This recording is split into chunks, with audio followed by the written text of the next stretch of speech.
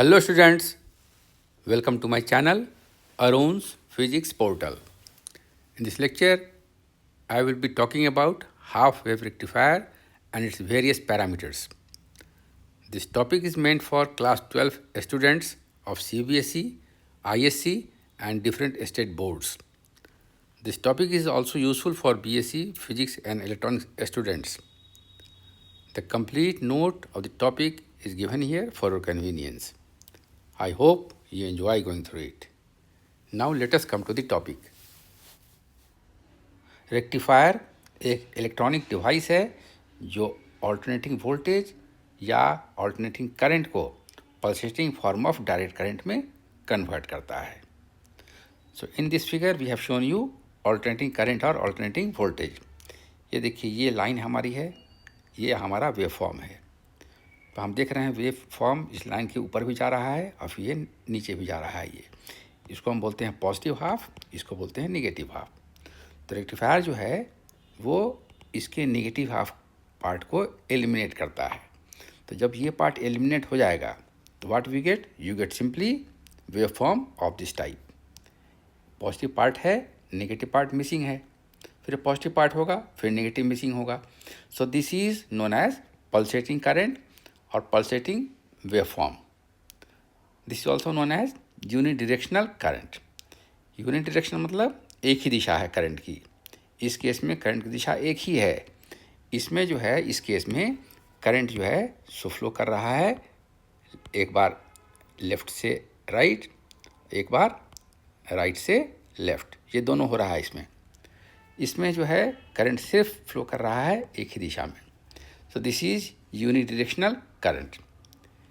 यदि करंट की दिशा तो इसमें एक है, समान है दिशा करंट की, यदि उसका मैग्नीट्यूड भी कांस्टेंट हो जाए तो उसे हम बोलते हैं डायरेक्ट करंट. ठीक है. तो देखो, ये है हमारा डायरेक्ट करंट, जिसे मैग्नीट्यूड भी समान है और करंट की दिशा भी जो है सो नियत है, कांस्टेंट है. सो this is direct current. So direct current is a special case of pulsating current where the direction as well as the magnitude of the current is also constant. ठीक है.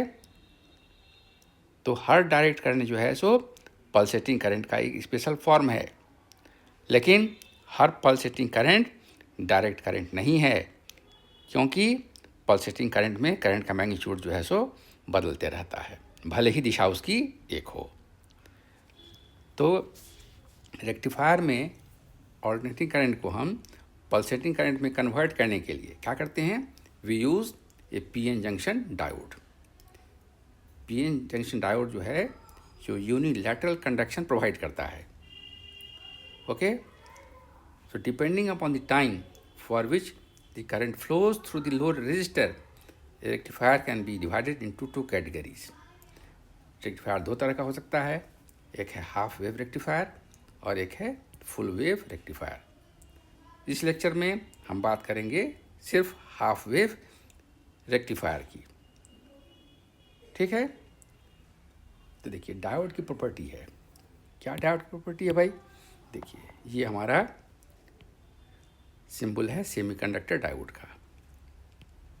ये उसका पी साइड है, ये उसका इन side है. ये positive है, ये नेगेटिव है. When the P side is positive, this allows the current to flow through it. ठीक है. यदि P side पॉजिटिव है, then the diode allows the current to flow through it. यदि P side नेगेटिव हो गया किसी समय तो there will be no current flow through it.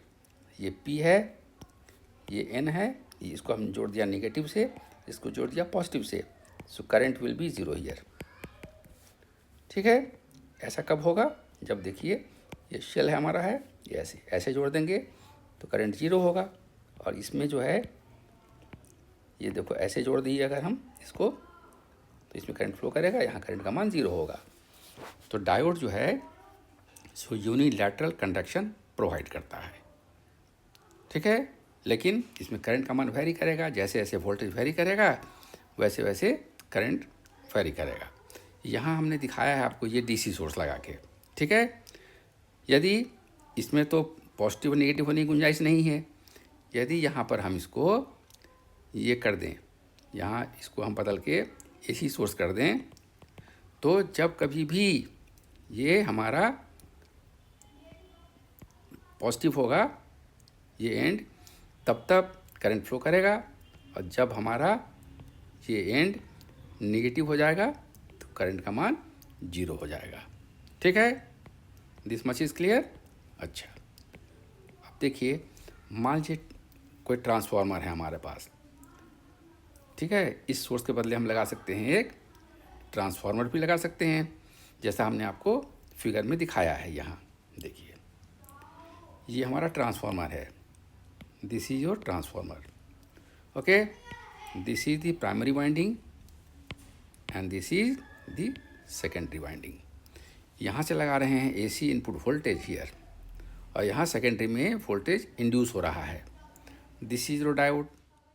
इस डायोड में इसका लेफ्ट साइड, सो इसका पी साइड है, और ये राइट साइड उसका एन साइड है। ठीक है, तो जब भी ट्रांसफार्मर का अपर एंड पॉजिटिव होगा, तब डायोड का ये पी साइड पॉजिटिव से कनेक्टेड होगा।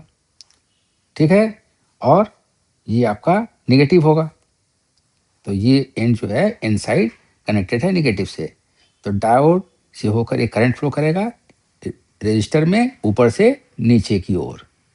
ठीक है, जब हाफ साइकिल के बाद एक साइकिल आपका ये हुआ, देखिए, this is your one cycle, positive है, ये नेगेटिव है, ये आपका 0 है, ये आपका पाई है, ये आपका यहाँ पर आपका 2 पाई है। ठीक है, इधर हम खींच रहे हैं ओमेगा टी, इधर खींच रहे हैं करंट। ठीक है, ये इधर हमारा वोल्टेज है, this is not current, this is voltage, input voltage हमारा ऐसा है। ठीक है, तो जब हमारा ट्रांसफार्मर का अपर एंड पॉजिटिव है, तब डायोड से होकर करंट फ्लो करेगा। जब हाफ साइकिल के बाद ट्रांसफार्मर का अपर एंड नेगेटिव हो जाएगा, जिस समय ये नेगेटिव हो जाए, उस समय क्या होगा, ये हो जाएगा आपका नॉन कंडक्टिंग स्टेज हो जाएगा, क्योंकि डायोड का पी साइड जुड़ा हुआ है अब निगेटिव पोटेंशियल से, तो इस केस में कोई करंट फ्लो नहीं करेगा। जो चीज़ यहाँ है वही चीज़ यहाँ पर भी है, वही बात इस फिगर में भी है, अंतर सिर्फ यही है, यहाँ हमने लगा दिया है एसी सोर्स का जनरेटर एक लगा दिया है, और इस केस में ये ट्रांसफार्मर लगा हुआ है यहाँ पर, दोनों फिगर में और कोई अंतर नहीं है। ठीक है, तो मान लीजिए हमारा इनपुट वोल्टेज जो है सर्किट में ट्रांसफार्मर के सेकेंडरी से जो वोल्टेज आ रहा है, वो हमने माना है that is your V I, that is V I is V M sine omega T. यदि सर्किट में रेजिस्टेंस हमारा आर है, तो कितना करंट होगा, I will be equal to V I upon R, so this is V M upon R sine omega T. ठीक है, ये आपका टाइम डिपेंडेंट है, वी एम है मैक्सिमम इनपुट वोल्टेज, और ये है total resistance, so this is the maximum current and this I represented by I M, so I will be equal to I M sine omega T.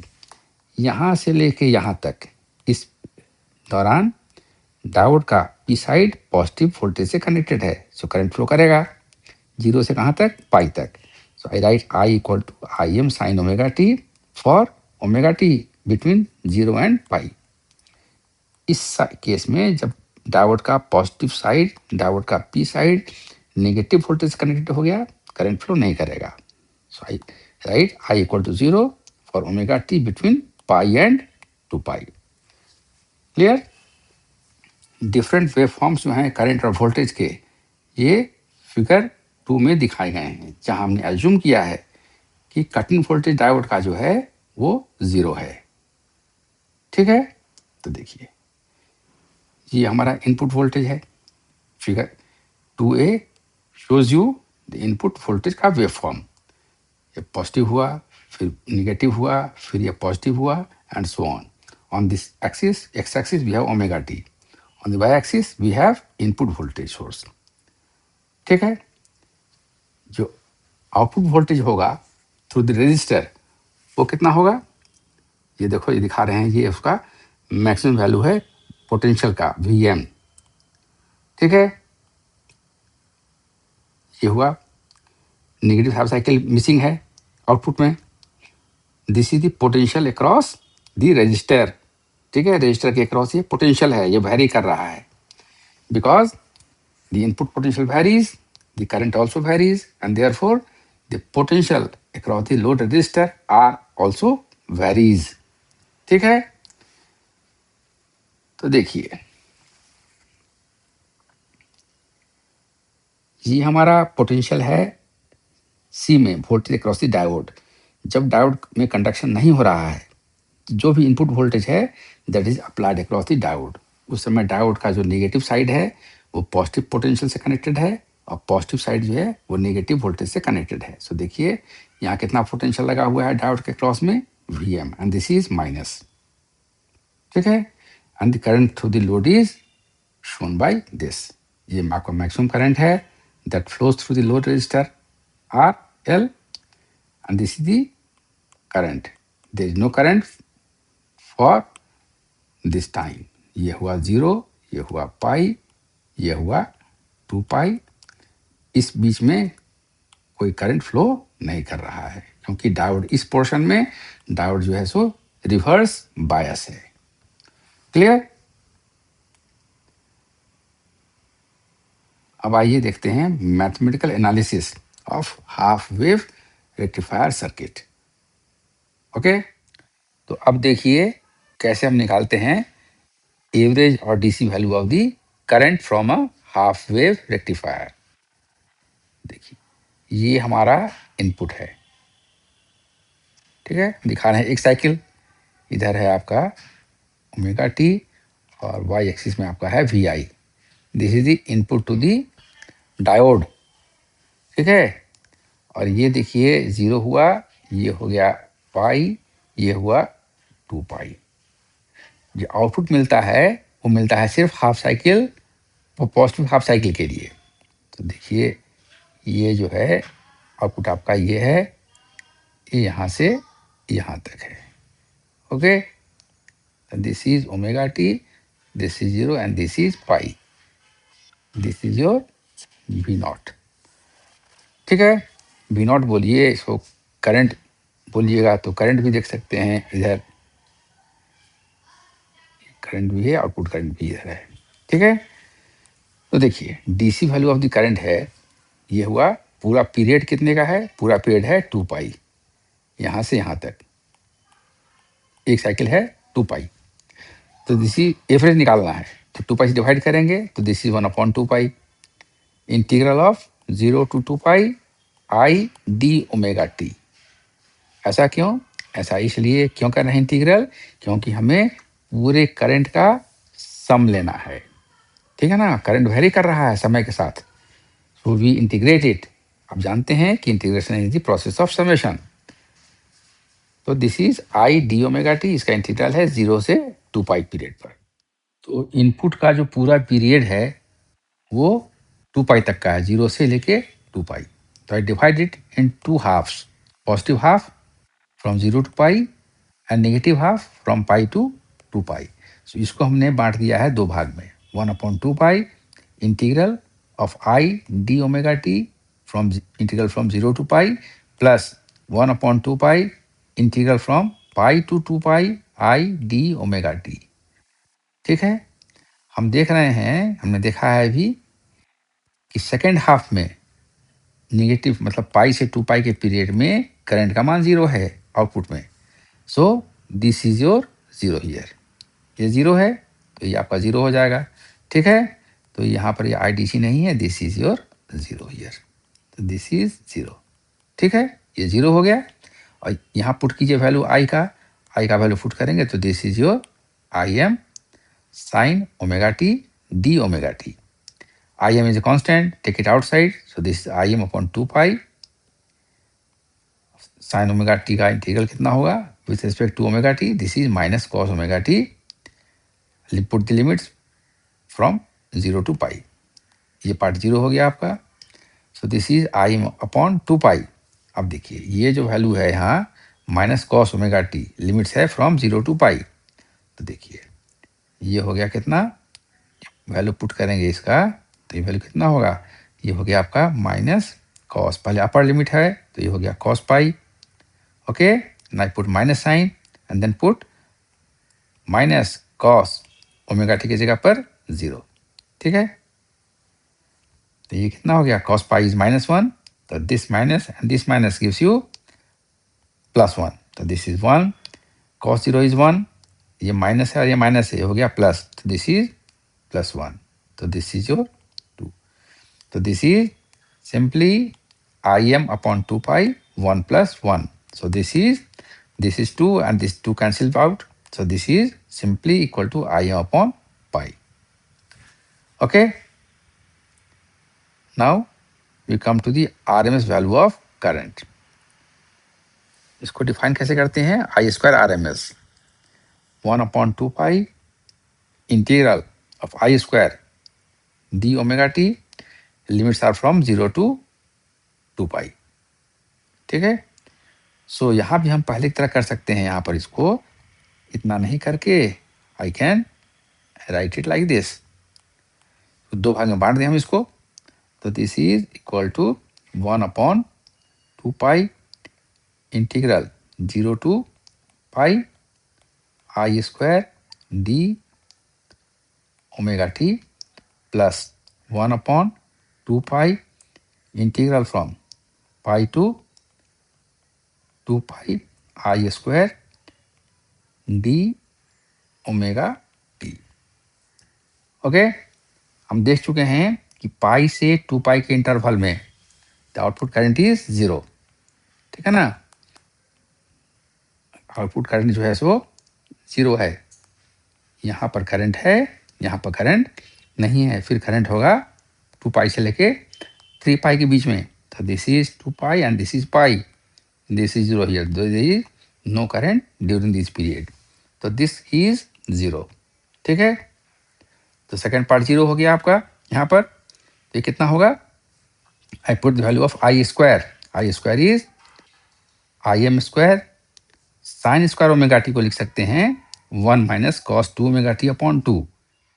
तो ये term कैसे लिखा गया, ये आप देखिए, आपने पढ़ा होगा ट्रिग्नोमेट्री में, cos of 2 omega T is equal to 1 minus 2 sine square omega T. From here we have sin square omega t is 1 minus cos 2 omega t upon 2। ठीक है, यहाँ से लिखा गया ये, और सेकंड टर्म कितना हो गया इसका, सेकंड टर्म आप देख रहे हैं यहाँ पर, सेकंड टर्म कितना है, ये 0 है, because I itself is 0, so second term आपका 0 है, सो दिस इज +0। ठीक है, अब देखिए इसमें अब कितने पार्ट हो गए, इसमें 2 पार्ट हो गए, एक हो गया ब्रैकेट खोलिएगा, 1 is I M square by 2, और दूसरा पार्ट कितना होगा, I M square cos 2 omega T by 2 into D omega T. तो फर्स्ट पार्ट जो ये है, ये जो हमारा फर्स्ट पार्ट है, उसमें देखिए आई एम स्क्वायर बाई 2 कॉन्स्टेंट है, 1 बाई 2 पाई कॉन्स्टेंट है, तो ये यहाँ बाहर निकल गया 1 by 2 pi I M square by 2, ये हो गया डी ओमेगा टी सिंपली। तो कितना होगा इसका integral omega T, limits are from 0 to pi, तो ये कितना होगा वैल्यू इसका, पाई माइनस 0। ठीक है, ये जो वैल्यू है उसकी वैल्यू कितनी होगी, इंटीग्रल ऑफ, देखिए integral of D omega T 0 to pi, ये होगा कितना, omega T pi 0 to pi, तो ये हो गया आपका pi minus 0, so this is your pi. ठीक है, यही वैल्यू पाई जो है सो यहाँ पर लिखा गया है, ये this is your pi. Second part जो है ये हो गया आपका, second part I M square by 2।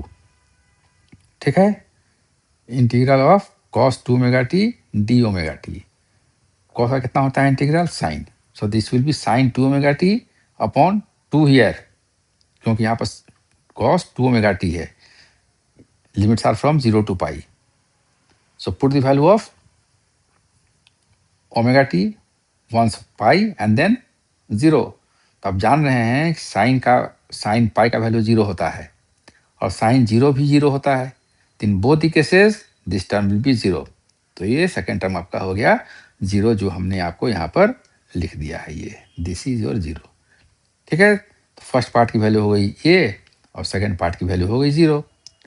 तो ये हो गया, देखो पाई और ये पाई कैंसिल हो जाएगा। यहाँ कितना बच गया, I M square by 4। So I R M S square is I M square by 4। So I R M S is I M by 2। ठीक है, so the R L be the forward resistance of the diode. Forward resistance मतलब जब diode conduct कर रहा है उसमें जो resistance है डायोड का, उसे हम बोलते हैं डायोड का फॉरवर्ड रेसिस्टेंस। तो maximum, average and RMS value of the voltages across the load resistance RL are given by the following expression। तो देखिए मैक्सिमम वोल्टेज कितना होगा across the load, maximum voltage is maximum current into load resistance। so this IM into RL। IM कितना होगा, maximum voltage by total resistance in the circuit। एक हमारा है load resistance RL और एक है हमारा डायोड का फॉरवर्ड रेजिस्टेंस RF। क्लियर। सो IM जो मैक्सिमम करंट है कितना मान होगा, total maximum voltage by total resistance in the circuit. कितना रेजिस्टेंस है, दोनों सीरीज में जुड़े हुए हैं, डायोड भी और लोड रेजिस्टेंस भी। तो टोटल रेजिस्टेंस कितना हो गया, RL प्लस RF। ठीक है, ये हो गया मान करंट का वैल्यू हो गया, ये हो गया इनटू RL। ठीक है, सो this is VM by 1 plus RF upon RL। Second है एवरेज और DC voltage across the load. So this is IDC into RL। What is the value of IDC? IDC, as we have seen, is IM by pi into RL। Put the value of IM। ये मान निकाला हमने है पहले, इसके पहले IM is VM upon RF plus RL। So for IM by pi, we have VM by pi into RF plus RL, and then this RL comes here। So this is VM by pi into 1 plus RF upon RL। The RMS value of voltage across the load will be IRMS into RL। Put the value of IRMS। IRMS is IM by 2 into RL। Put the value of IM। IM is VM by RF plus RL। ये 2 आपका यहाँ पर है और ये RL आपका यहाँ पर है। So this is equal to VM upon 2 into 1 plus RF upon RL। Clear? Another parameter is ripple factor। हमने देखा है कि रेक्टिफायर से जो करंट हमें आउटपुट में मिलता है वो यूनिट डायरेक्शनल तो है, उसकी दिशा तो एक है, लेकिन उसका मैग्नीट्यूड कांस्टेंट नहीं है। It increases and decreases the process continues.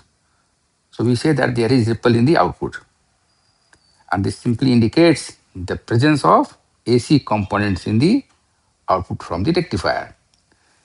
Ripple factor को हम डिफाइन करते हैं the ratio of RMS value of AC component of the wave upon average value of the wave.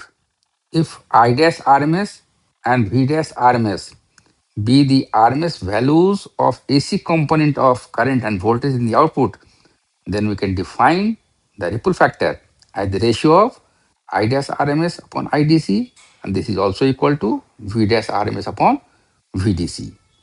Okay, so total current I is the sum of the DC component IDC and the AC component I dash RMS.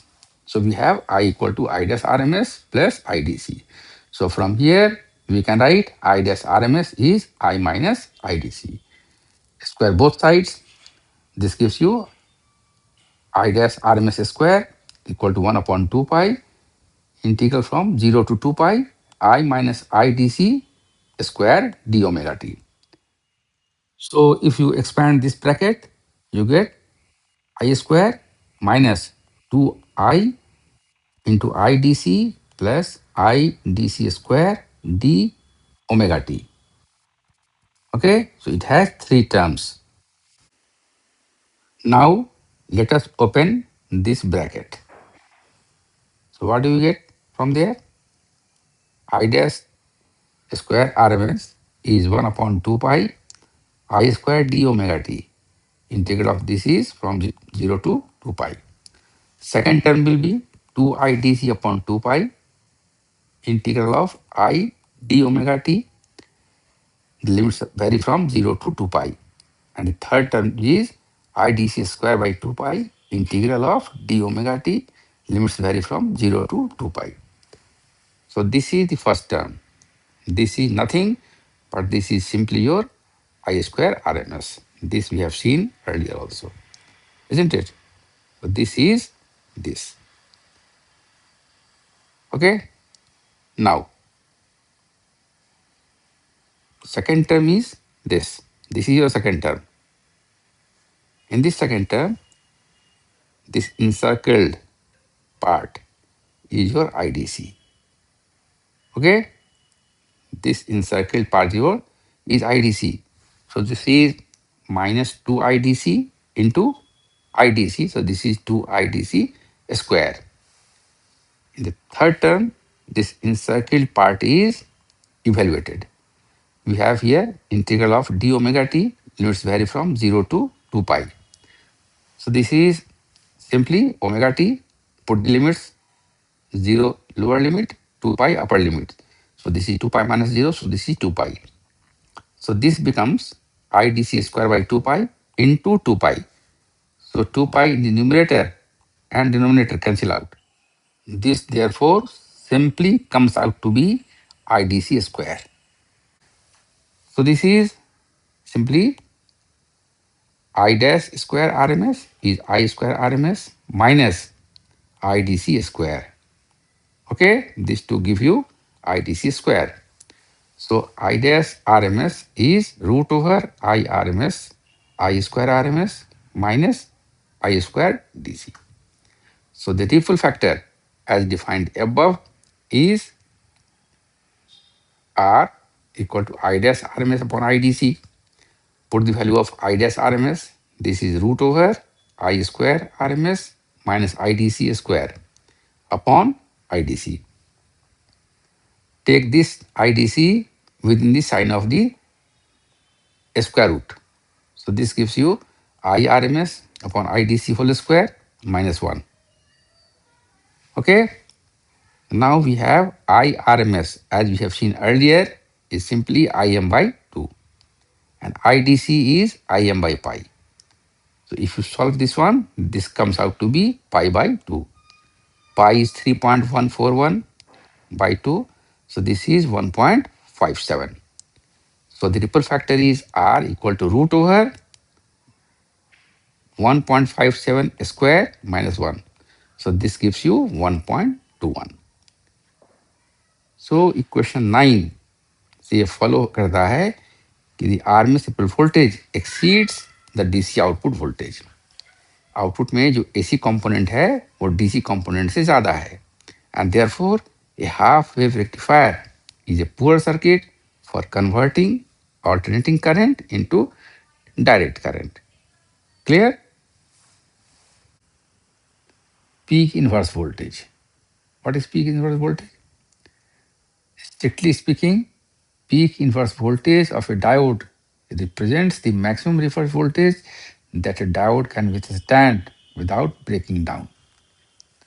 Diode के cross में हम लगाते हैं अगर reverse voltage तो वो maximum voltage इन reverse direction जो diode बर्दाश्त कर सकता है उसका ब्रेकडाउन नहीं होता है उसको हम बोलते हैं peak inverse voltage.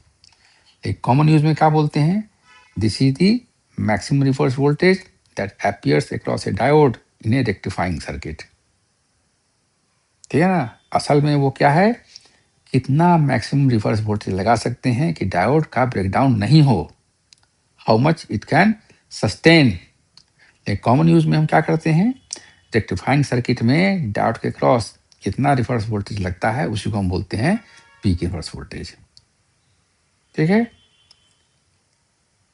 So the peak inverse voltage of a diode in half wave rectifier circuit is equal to the peak value of the applied AC voltage.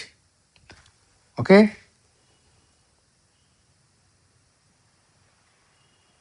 अब आइए देखते हैं रेक्टिफायर एफिशिएंसी. रेक्टिफायर एफिशिएंसी इसको define करते हैं the ratio of DC power delivered to the load to the AC power input from the transformer secondary. कितना power deliver हुआ DC का आउटपुट में और कितना हमारा एसी इनपुट पावर था, इसकी रेशियो को हम बोलते हैं रेक्टिफायर का efficiency, written as eta equal to PDC upon PAC. So how we define power? We define power as I square R. Load के थ्रू डायरेक्ट करंट फ्लो कर रहा है, पावर कितना होगा? I square D C into R L, because this is the load resistance, ठीक है, upon transformer से जो करंट आ रही है वो हुआ I square R M S into total resistance in this circuit is R F plus R L. R F क्या है? This is the forward resistance of the diode when the diode conducts, and this is the load resistance, ठीक है। put the value of IDC and IRMS, so this is IM by pi whole square into RL divided by IM by 2 whole square RF plus RL, so this when simplified gives you eta equal to 40.6 upon 1 plus RF upon RL, so much percentage. This is usually represented in percentage. यदि diode का forward resistance बहुत कम हो compare to load resistance, then this can be neglected, ठीक है। R F का मान R L की तुलना में बहुत कम है तो इसको हम नेग्लेक्ट कर सकते हैं।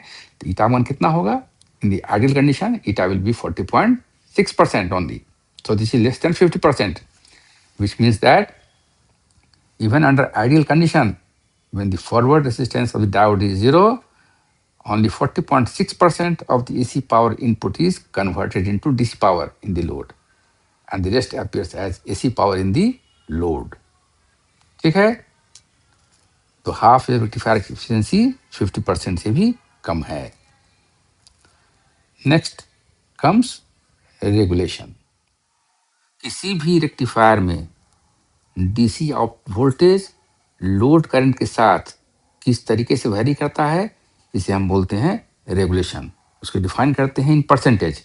सो percentage regulation is defined as V no load minus V load upon V load into 100%, where no load refers to the zero load current and load refers to the normal load current. For an ideal power supply, the output voltage is independent of load resistance and hence percentage regulation is 0. Clear? And the last is your transformer utilization factor. इसको कैसे define करते हैं? This is defined as the ratio of the DC power delivered to the load to the AC rating of the transformer secondary. So TUF, transformer utilization factor, is the ratio of DC power delivered to the load by AC rating of the transformer secondary. The AC rating of transformer secondary is given by the product of the RMS value of voltage across the transformer secondary and the RMS value of the current flowing in the circuit, and is thus different from PAC. Transformer secondary की rating कैसे बताते हैं? आप product of the RMS voltage across the transformer secondary, transformer secondary के cross में कितना volt RMS value of voltage है और कितना आरएमएस वैल्यू ऑफ करंट है जो सर्किट से फ्लो कर रहा है। सो this is different from PAC, ठीक है। The RMS value of the voltage across the transformer secondary is VM upon √/2। ये कैसे हुआ? ये आपको नीचे दिखाया गया है, ठीक है। And the RMS value of current through the circuit is IM/2। जैसे RMS value of current circuit के थ्रू IM/2 है, उसी तरीके से RMS value of voltage across the transformer secondary is VM/√/2। याद रखिएगा, यहाँ IM/2 है और यहाँ VM/√/2 है। ये कैसे आता है ये आपको नीचे दिखाया गया है, ठीक है। सो TUF is PDC upon PAC rated. PDC is IDC into RL। IDC कितना होता है? IM/pi का स्क्वायर हो गया into R L by V M by √2 into I M by 2। Solve कीजिए इसको, put the value, so you get this equal to 2√2 upon pi square into R L upon R L plus R F. और transformer utilization factor is 2√2 by pi square into 1 upon 1 plus RF by RL. Simple mathematics here. Okay? You take a pen and you will easily get this result. If RL is 2 greater than RF, यदि load resistance का मान diode के forward resistance से काफी ज्यादा हो, then this term can be neglected. So this will be equal to 0 then. This factor gives you simply 1. So TUF is 2√2 by pi square. So this is nearly equal to 0.287. Okay.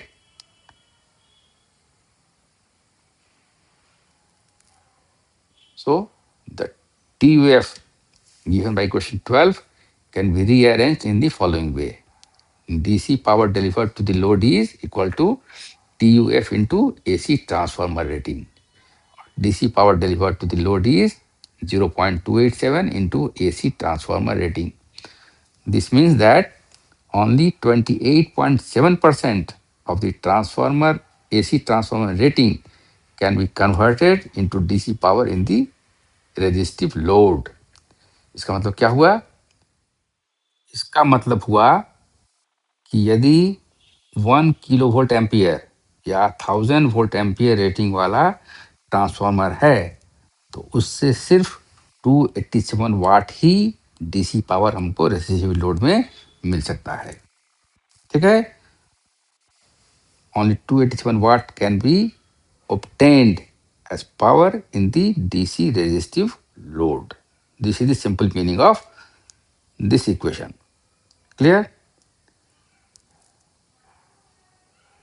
In the above analysis, we have not taken into account the DC current flowing through the transformer winding and causing saturation effect. जब current flow करता है transformer के winding से, this is magnetised. इस effect को हम लोगों ने यहाँ पर नेग्लेक्ट किया है। यदि इस इफेक्ट को हम कंसिडर करते हैं तो TUF further reduces to 0.2 for half wave rectifier circuit. ठीक है? अब आइए देखते हैं समरी में कि what are the disadvantages of half wave rectifier circuit. First is your, it has excessive ripple. That means output में AC कंपोनेंट ज़्यादा है और DC कंपोनेंट कम है। इसकी इफिशियंसी कम है, this is less than 50%, and to be more exact, its efficiency under ideal condition is only 40.6%. So next is, it has low transformer utilization factor, which is only 28.7%. इसका मतलब ये है कि यदि हमारा ट्रांसफार्मर की रेटिंग 1000 वोल्ट एम्पियर की है, तो ये सिर्फ 287 वाट ही कन्वर्ट कर सकता है DC power in the resistive load. Okay, and last one is DC saturation of transformer secondary winding. So this is all for the half wave rectifier circuit, its operation and its various parameters. I assume you like this presentation. यदि आपको मेरा यह presentation अच्छा लगा हो तो इसे like करें, शेयर करें और मेरे चैनल को सब्सक्राइब करें. So thank you for watching. See you next time with some other topic of interest. Till then, goodbye.